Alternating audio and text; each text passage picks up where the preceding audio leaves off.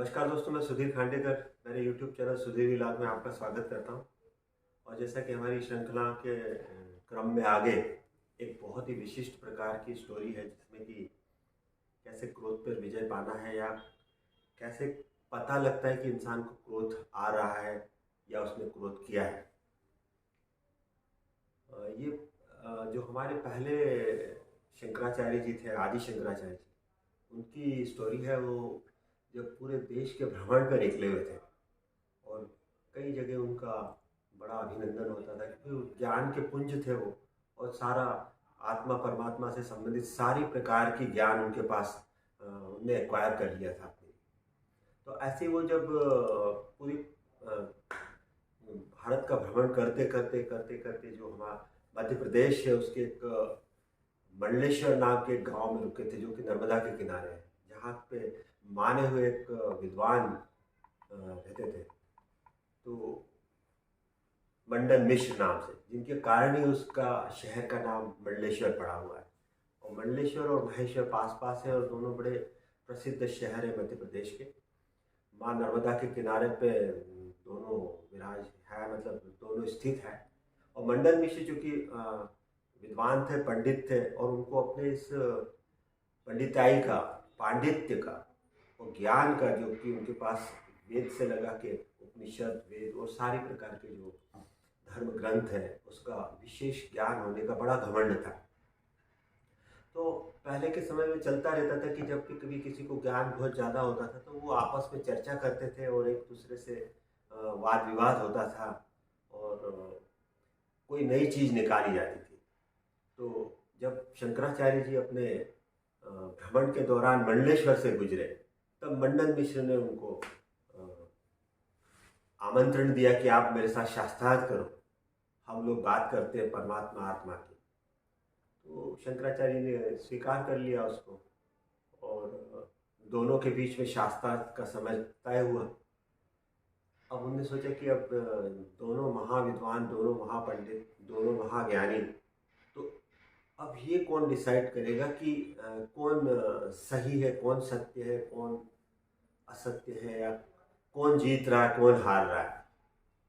तो थोड़ी देर बात चलती गई। उसके बाद फिर लगा उनको कि यार, मंडन मिश्र की जो पत्नी थी वो भी बहुत विदुषी है महिला, भारती, माँ भारती, शारदा, सॉरी, माँ शारदा। तो घोषणा हुई कि भाई अब माँ शारदा ही इनका जो है निर्णायक रहेगी। और पूरे एरिया के लोग आके बैठ गए वहाँ और दोनों के बीच में शास्त्रार्थ शुरू हुआ। चलता गया, कभी मंडन मिश्र अपनी बात रखते तो शंकराचार्य जी उस पर अपनी बात रखते, तो दोनों के बीच में बड़ा वाद विवाद चलता रहा। 2-1 घंटे होने के बाद माँ शारदा को कुछ काम था, तो वो भारती को, सॉरी, माँ भारती को कुछ काम था, तो वो थोड़ा सा बाजार में कुछ काम से जाना था। तो उसने कहा कि मैं थोड़ी सी देर के लिए जा रही हूँ और 1-2 घंटे में लौट के आती हूँ अपना काम करके। तो जाने के बीच में जो टाइम पीरियड था उसमें कैसे पता लगेगा कि क्या हुआ क्या नहीं हुआ।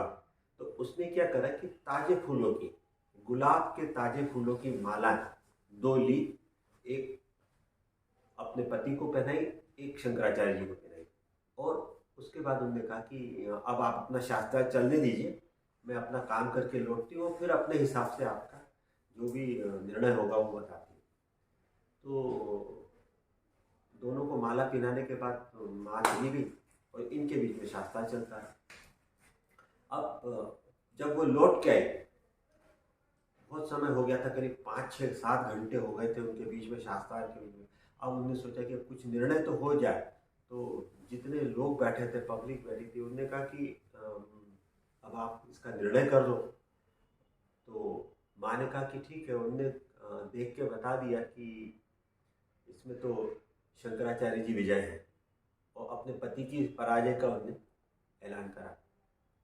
दोस्तों, बड़ा आश्चर्य हुआ लोगों को। उन्होंने कहा कि जब ये बीच में उपस्थित भी नहीं थी उसके बाद भी इनने कैसे पता कर लिया कि शंकराचार्य जी जीते हैं, या शंकराचार्य जी की जो बातें उनने आत्मा परमात्मा पर अपना ज्ञान बताया है वो ज़्यादा सत्य के नज़दीक है बनिस्बत की मंडन मिश्र। तो जब उनसे पूछा गया कि आपने कैसे निर्णय ले लिया, तो बोले कि बहुत ही सिंपल है इसमें। जब भी कभी हम शास्त्रार्थ करते हैं, जब भी हमको किसी चीज़ का बहुत बड़ा ज्ञान होता है और हम उस ज्ञान को किसी और के लिए, व्यक्ति के लिए, किसी अपने समाज के लिए, अपने राष्ट्र के लिए वो कितना हितैषी है इस पर बात करते हैं, तो कभी क्रोध नहीं आ सकता। क्योंकि हमें तो पता है, अगर हमें ज्ञान है तो हमें क्रोध नहीं आएगा। अगर हमें ज्ञान की कमी है तो एक बार हमें क्रोध आ सकता है। तो मैंने देखा कि दोनों के गले में जो मैं माला पहना के गई थी, उसके जो पुष्प थे वो शंकराचार्य जी के जो गले में है वो वैसे के वैसे ही हैं, वैसे ही ताजे हैं, वैसे ही सुगंधित हैं। लेकिन मेरे पति के जो गले में माला थी उसके फूल थोड़े से कुम्हला गए थे, उनकी जो खुशबू थी वो थोड़ी कम हो गई थी। तो उसी से लग गया कि ये जब अपना तर्क दे रहे थे या अपनी बात रख रहे थे तो इनको अंदर ही अंदर किसी बात का उबाल आ रहा था, क्रोध आ रहा था। तो जब क्रोध आया मतलब समझना कि आपकी बात में कम वजन है। अगर हमको अपनी बात में वजन रखना रहता है तो हम क्रोध करके चिल्ला करके रखना चाहते हैं, जबकि उससे कुछ होता नहीं। तो दोस्तों, कहने के पीछे ये तात्पर्य है कि क्रोध एक ऐसा मानसिक रोग है जो हमारे शरीर को तो पूरी तरह खराब करता ही है, हमारे संबंधों को खराब करता है और उससे कई प्रकार की समस्याएं पैदा होती है। शारीरिक रूप से ले तो बहुत प्रकार के डिसऑर्डर हमारे बॉडी में होते हैं।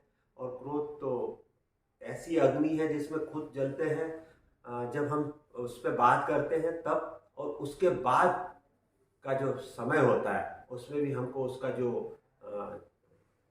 जब उसकी निष्पत्ति निकलती है वो भी हमारे लिए बड़ी खतरनाक होती है। तो दोस्तों, क्रोध को हमेशा जीत के रखना है, और क्रोध को जीतने का एक बहुत आसान और सरल तरीका एक मौन का है।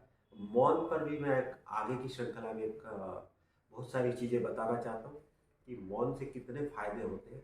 तो आगामी जो कल हमारे यहाँ श्रृंखला आएगी उसमें मौन पर मैं बताऊँगा, और वो बहुत ही फायदेमंद और बहुत ही प्रभावशाली आपके लिए रहेगा। दोस्तों, कहानी यही समाप्त होती है। आपको कैसी लगी मैं इस पर भी प्रतिक्रिया जानना चाहूँगा। और अभी भी चैनल को सब्सक्राइब नहीं किया तो चैनल को सब्सक्राइब करें, लोगों को शेयर करें और इस पर कमेंट्स